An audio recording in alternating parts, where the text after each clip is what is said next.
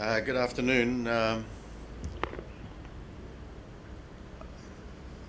We're at a very critical stage with our project, a very opportune stage. First point to make is that the gold project in Ethiopia, Tulu Kapi, is now ready for triggering, and we're waiting on the one piece of paper from the federal government. Can you hear me okay? One piece of paper from the federal government, which I can explain in a moment, and for the local government to say they're ready to trigger the resettlement of 90 households. And subject to that, we trigger. That's a 24-month schedule to start by the end of the quarter or thereabouts. And the first year's budgeted production would be 160,000 ounces, but the average over the 8-year open pit life is 140. And the underground will come on after a few years, and that would take us up towards the 200. The underground is open. We don't know how big it will be yet, but we know that it will be a mine because it runs 5 to 6 grams over good widths. Project equity is fully committed, whilst the London market has gone into some sort of spasm of non-engagement with the small mining sector. The Ethiopian financial sector is putting its money in. In fact, the person who put that together and leading that investment by Ethiopian banks and insurance companies, Demisi, is sitting at the back there. You're welcome to catch up with him over a beer or something at any stage. And between the government and the private sector in Ethiopia, there's $58 million committed of project level equity. So all you English people who think you're the world centre of corporate finance for the mining sector, we've raised 60 million in Ethiopia and you guys have done jack shit so far. Yeah. The platform we've created, if I may say, is first class, and I'd like to explain a little bit about that as we go through. If I can work this. Okay. I don't know if you can read all that.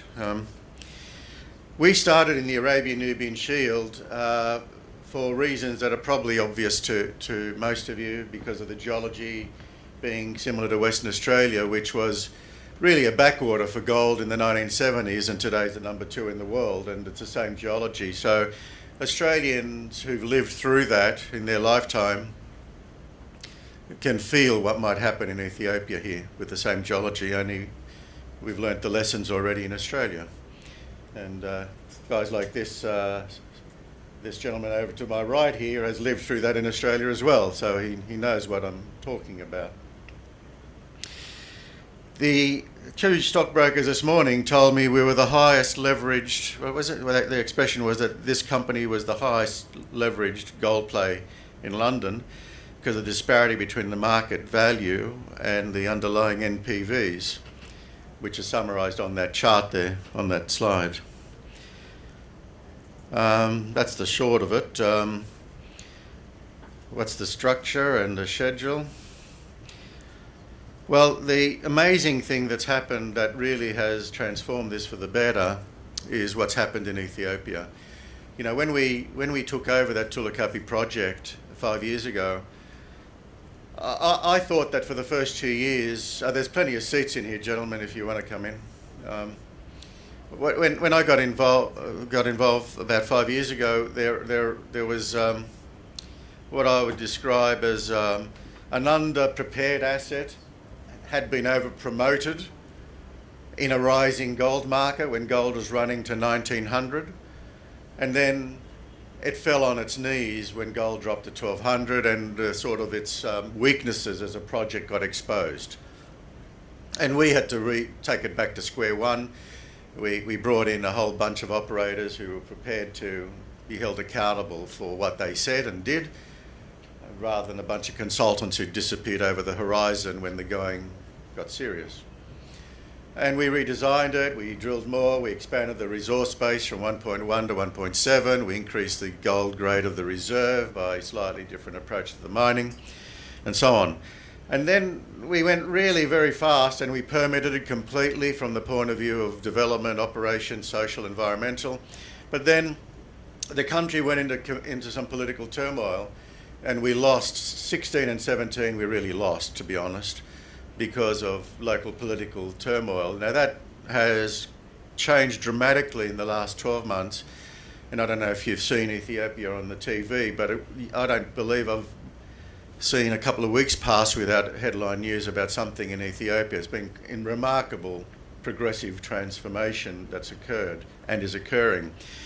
And the Ethiopian government has demonstrated that when it gets serious about a sector and gets moving, it can really create a world-class sector real fast. Ethiopian Airlines went from nothing to a world-class airline. The flour industry went from nothing to the number 3 flour export business in the world. And they want to get this sector moving, and we're the first cab off the rank, and they're putting their money in to help it happen.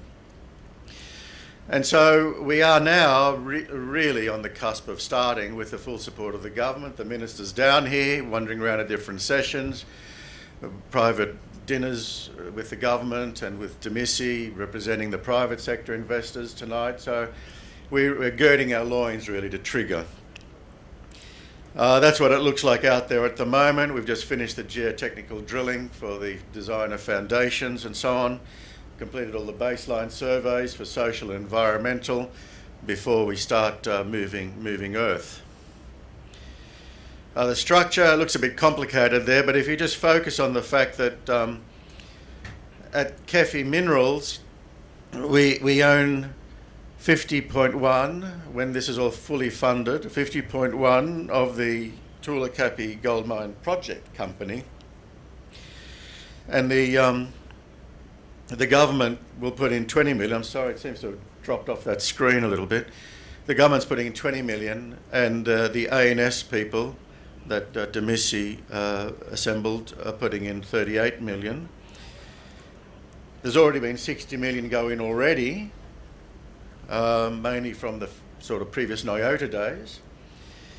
And we've got a what do you call it, a bond. The project finance is mandated to a bond arranger who's completed the due diligence, and the independent technical experts report from MICON has been signed off, and they're waiting now to go into detailed docs and execution and implementation. As usually happens when a project gets to this sort of moment, there are other people getting interested in getting involved as well, and we've had a little bit of interest, which is getting quite serious, from competing banks to want to compete with the bond issue. But that's just, I don't say that for any other reason than to say that this is happening, and what you normally expect to happen when you're about to close is to see other people want to get on board, and that's starting to happen, I think. That's what it looks like when you're consulting the community on our campsite. Around that 7 square kilometre mining licence, which is a little yellow blob inside that area there, there's a 1900 square kilometre area that's been set aside for us for regional exploration. There are many hits on Tula Kapi style mineralisation. They need to be drilled out. The prospects of one of them or other becoming economic, we think, are quite reasonable, but it's too early to pin our hopes on any one. But I think anyone who's been in this industry long enough will know that deposits don't happen in isolation, and there's plenty of evidence that there are other deposits here, and the very existence of a plant at Tula Kapi will make many other deposits economic where they might not have been without that plant. There's also a VMS system that's been drill intercepted, which returned just under 3% copper up to the north of that zone. So there's quite a large district exploration program that will be unleashed parallel to construction.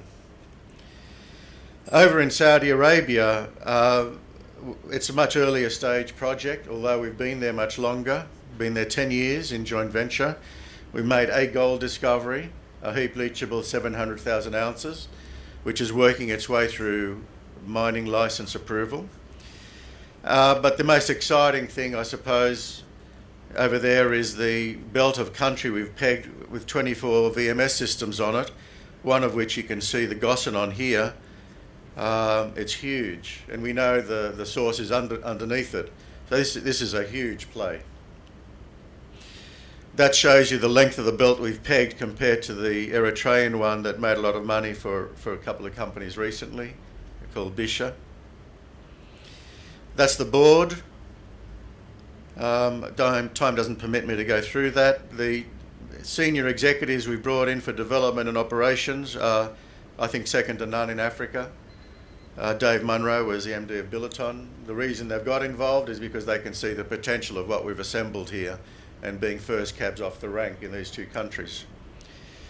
Ausdrill will be the mine services contractor. Lyco will be the builder. Both been in Africa, different countries for over 20 years, and first class contractors. And I think I've hit my limit. Thank you.